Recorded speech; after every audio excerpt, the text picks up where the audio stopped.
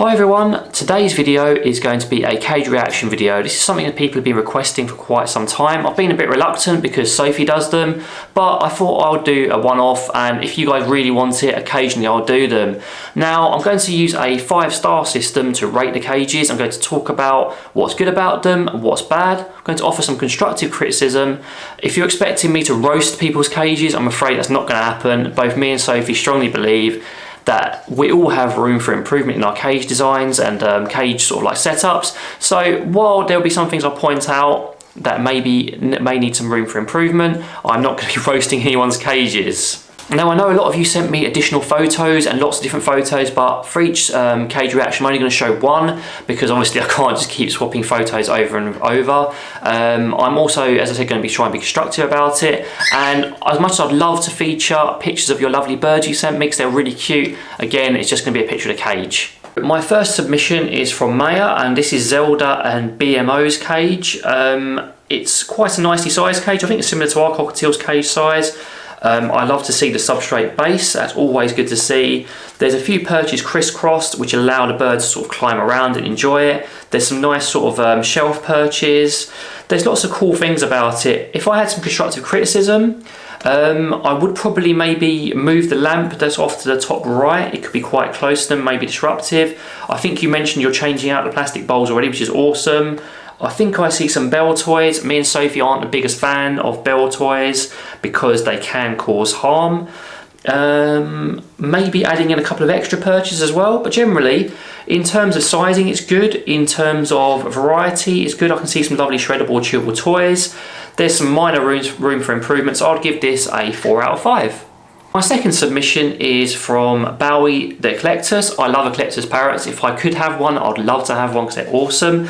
And this is a very nicely sized cage. I like the fact it has so many ways that Bowie can get in and out. You've got two lovely sort of hatches at the top, and then obviously the two main doors.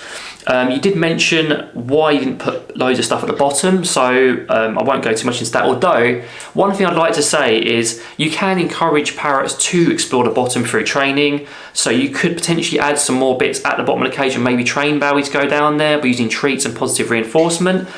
Right, anyway, that's just a sidetrack. There's loads and loads of natural perches in here. That's always great to see. There's a natural perch on the outside. There's loads of shreddables. I think I see some Planet Pleasures toys in there, which we're big fans of. There's a couple of big ladders. One thing I would mention, just as a minor aside, is you have, like, on the right side, this long ladder going down.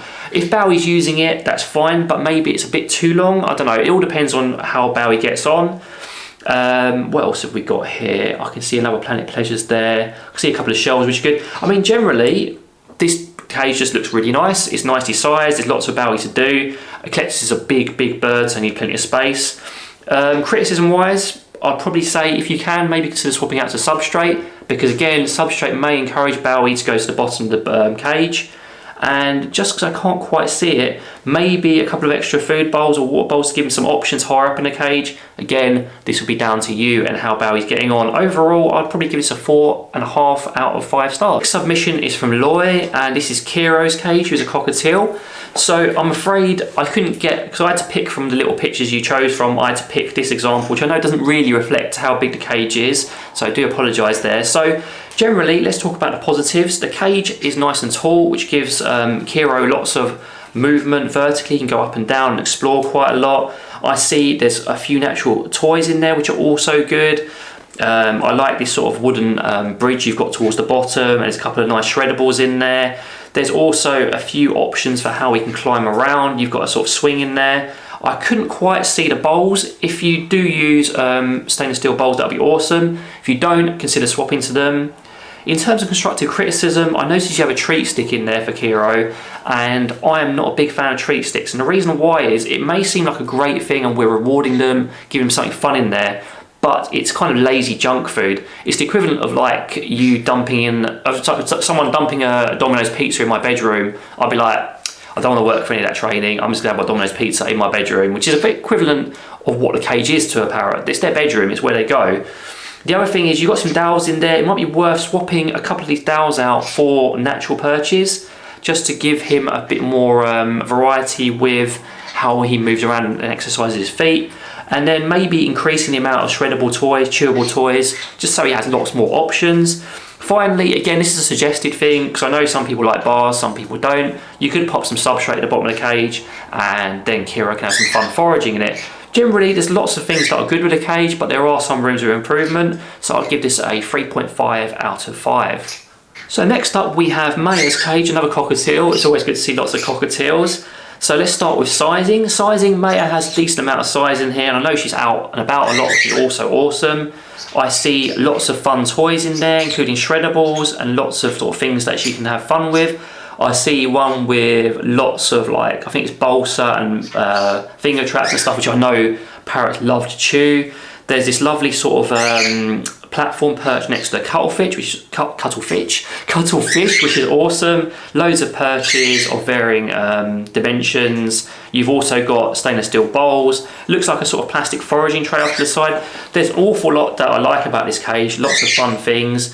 In terms of constructive criticism, not too much actually. It may be worth considering adding a substrate with the bars. It may not be possible with the way this cage is designed.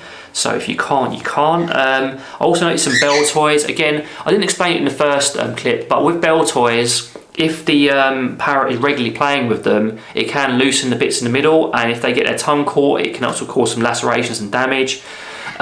Plastic bell toys are also a no-no, but I don't think you've got any of them. So if you can avoid the bell toys, please do consider removing them. Otherwise, generally, for Maya, this is a lovely cage. There's lots of fun things for her to do. Just maybe add in a few more, and I'll give this a 4 out of 5. So my 5th submission was from Jamie, and this is Ginny Pink's cage. Let's have a quick peek here just before I start talking, so I don't just yammer. So again, sizing wise, it's quite good. It's quite tall, and there's quite a lot of width. You can actually see Ginny Pink peeking out from the cage in the photo, which is quite cute. It gives you a perspective of how big it actually is. Let me have a look here. So in terms of good things, we have lots of shreddables, lots of fun toys in there.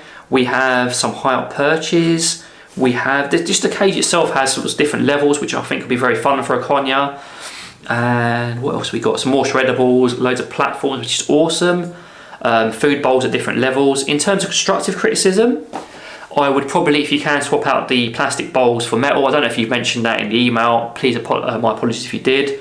I'd also consider adding in a few more natural shreddable toys, and giving more fun things for Ginny Pink to do. Again, you can have a substrate base instead of the bars, because we just feel that offers so much fun, especially for conures. Our conures are constantly on the floor, foraging and digging around. So just a little bit more constructive criticism. Most of this is about toy choice. Now I noticed there's a cozy hut in here.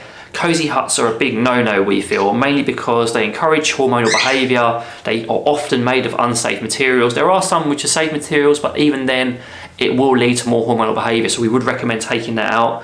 I noticed some toys with bells again. I've already talked about bells, so I won't go on about them again.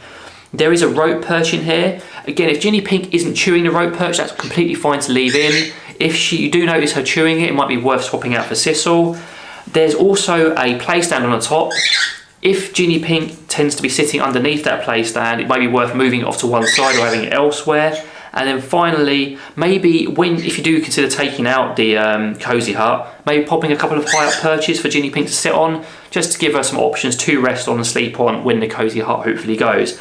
Overall, just to summarise, it's a good size. There's some lovely toys in there, lots of fun things to do. There are a few things that I would like to change if it was me, noticeably about toys like bells and the cozy hut and stuff. So I would give this a 3.5 out of 5. So the next submission is from Ember, and this is Mochi's cage. Now I know Mochi's out an awful lot, so we won't talk too much about sizing, although I reckon that for Mochi it could be better to upgrade it a little bit to make it a bit bigger. In terms of positives, we have loads of natural branches in here. I know you can't see them all from the angles, and it's just so good to have bark branches, natural branches, because it's good for their feet, it's fun.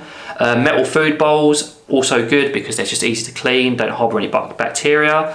It also opens up to provide a perch on top, so Mochi can sit and have fun on top of his cage. You've got a few nice toys in there and sort of fun things to do. There's no bars at the bottom, which is also nice because, you know, it's good for Mochi's feet. In terms of constructive criticism, I would like to say that maybe a slightly bigger cage for Mochi would be better, but again, I know he's out almost all the time, so you can take that or leave it. The treat sticks, I'd like to say, need to go, because again, it's like the food motivation. If he has that pizza on top of his cage, he's not going to want to work and do training. I'd also recommend removing the mirror, because again, mirrors can cause hormonal behaviour. And maybe adding a few more toys in there, just fun shreddable toys. I noticed you've got a couple which are good fun, but maybe adding a few more for Mochi. Again, you can consider substrate basis at the bottom, but I know due to the situation you may not be able to do that. So overall, I'll give this cage a 3 out of 5. It's good, but there are some rooms for improvement. So my second to last submission, it was just before the deadline, is Fluffy and Tiki's cage. This was submitted by Candice. I'm not sure if you wanted me to review both, so I'll just try and go through both really quickly. So Fluffy and Tiki have nice sized cages. They're reasonably big, and they also have sort of lots of lovely toys in there. I know you've sort of been watching our videos lots, so you have lots of fun shreddable toys for them. I noticed you've been trying out the substrate base as well, which is awesome. Just let us know how that gets on, how they're enjoying it. There's loads of different perches of different lengths and shapes and sizes. You have just all those sort of platform perches in different levels. Again, lots of fun. Just lots of good things. Constructive criticism wise, maybe just a couple more perches, maybe even more shreddables. There's lots of just good things about these cages, and I know you've been trying really hard to sort of work on them and make them the best they possibly can. So overall, score wise, I'd give these cages a 4 out of 5. So the last submission that managed to come through before the deadline was from Juliet A, and this is Luna's cage. Again, apologies, I know you sent me pictures from different angles, but I just picked one and go with it. Again, we have quite a reasonably proportioned cage. I think it's similar to Olive's cage in terms of sizing. You have a lovely substrate base, which we just love to see because substrate is just so fun for them. We have lots of shreddable toys, lots of fun things to do. I think I see a couple of sort of bolster toys in there, West Coast Bob. Again, we love to see them because our birds enjoy chewing them. It looks like you have a sort of a second substrate tray underneath the substrate tray. I don't know if you swap them out to give them variety or if that's a foraging tray. That's a really cool idea and something we may have to sort of take on. You have outside perches which are good for crawling on. It looks like you have a sort of play top thing as well, which is fun. I can actually see Luna peeking at me from the photo, which is cute. In terms of constructive criticism, I don't have too much actually. I think it's generally very good. It may be a bit crowded towards the middle. Again, this could be a perspective thing from the photo. I think there's plastic food bowls. I can't see. If there aren't, apologies. If there are, never mind. Metal's always better. So what else have we got here? The rope perch on the outside. If Luna's chewing, it may be worth swapping it out. If not, just keep it there. Rope perches are one of those controversial topics. If they're being regularly chewed, they're dangerous and should be removed. If they're not being chewed by your bird, they are safe and you can keep them in there. It's just important to keep an eye on it. So generally, this is a very good cage. I think there's lots going right with it. A few minor niggles, but overall, I'll give this a 4.5 out of 5. It's a good one to finish with. And I just noticed the little basket of toys next to the cage as well, which is awesome. So good job, Juliet. It's a very nice cage. So guys, thank you very much for watching. I hope you found this video enjoyable, and if you want to see more of them, please do let me know. I don't mind doing them once in a while, but otherwise if you want to see a whole series of them, go over to Sophie's channel and check them out. I hope I wasn't too harsh on anyone and everyone found it useful too. Any other sort of comments, please feel free to just leave them down below as usual. In the meantime, take care and have a great day.